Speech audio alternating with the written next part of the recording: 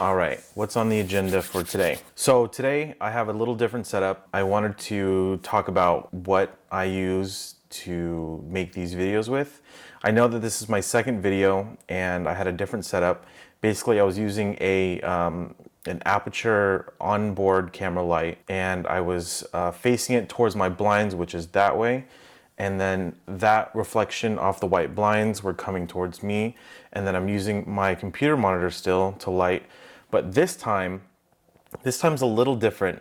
I'm using an Aperture 120D Mark II, and I've got a dome, so it's more directional. It is a soft source, so you can see that there's a little difference in lighting than the last video.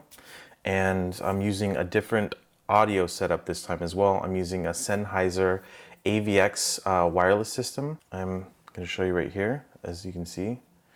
And the receiver is on top of the camera. I've got my Aperture 120D Mark II on a C-stand right next to my desk. This thing is huge. So if I move out of the way, you might be able to see. Let me see if I can show you what that looks like. So right here is my aperture, and then I don't know if you can see it, but this is where my C-stand is. I'm also using a Leica 12mm 1.4 Summilux. I wouldn't say it's my favorite lens. For some reason, I have some focusing issues with this particular lens, and I know that GH5 isn't the best at doing its autofocus, but that's not the problem that I have. The problem that I do have is when I shoot pictures with the 12mm, it's out of focus. No matter what I do, and I don't know if any of you guys have the 12mm, it's something that I'm having an issue with. I don't know if it's the settings that I have. I mean, I've changed my sensitivity and the speed in which it focuses. For some reason, it seems to hunt, and its autofocus isn't great.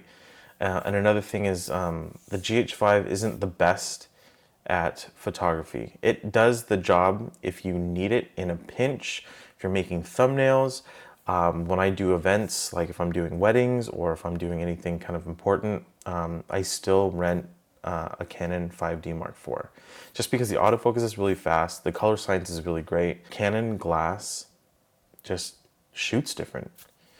And unfortunately, this would have been a perfect camera if the autofocus was great and it just cooperated with my lenses. But another lens that I use, and I rarely ever use it for anything that has to do with autofocus, would be the 18-35 Sigma, which I know is a common pairing with this camera. Optically, it's great when you're using manual focus, but for autofocus, it hunts, and it's way too loud for its autofocus. Because anytime I put it on there and I've shot it shooting myself, I can see it like hunting a little bit, and it's like, do I focus here? Do I focus here? Do I focus? Like, it's not consistent. So those are my gripes about the GH5. But other than that, it's a great camera. I took this with me to Italy when I went on a family vacation, and the footage that I was able to get, it was great. It looked great. The color was great, and it was just an easy camera to use. I noticed that anytime that there's new camera equipment that comes out, I'm always tempted to sell all of my gear, get something new. I get bored. I think we all get bored. When new equipment comes out, I'm always like, what can I sell? How fast can I sell it? And when can I get my hands on the new camera? For a while, I was thinking about the Canon EOS R. Today, they just announced that the Canon EOS 1DX Mark III is coming out. I'm going to talk about the GH5. So the GH5 has bang for its buck. It's a $1,200 camera, and it has 422, 10-bit, 4K, cinema 4K. I think it satisfies the needs for any filmmaker who's trying to make good quality videos. It just requires a little bit more finagling and setting certain settings in order for it to be a really powerful tool.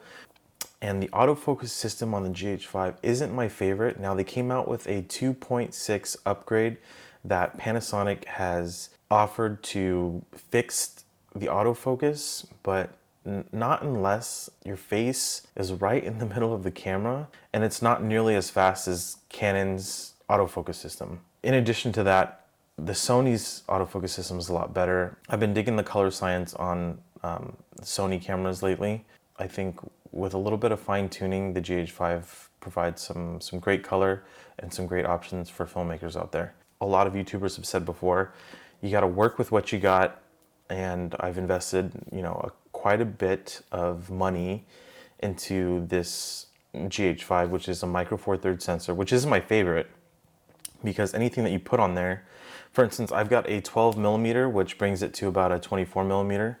I can't say it enough, but it's a powerful little camera for how much it's worth.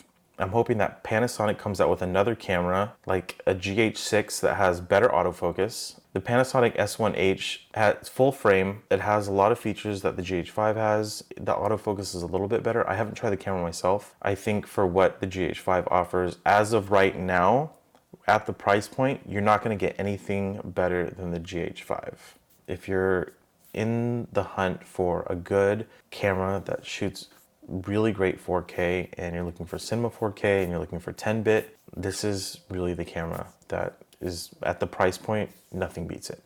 All right, well, with that being said, hit the subscribe if you want to see more videos like this. And if you have any suggestions about anything that you've seen that you liked about the video, that you didn't like about the video, comment below, and then hit that subscribe so I can keep making more videos. And I would love to hear everyone's input. All right, peace.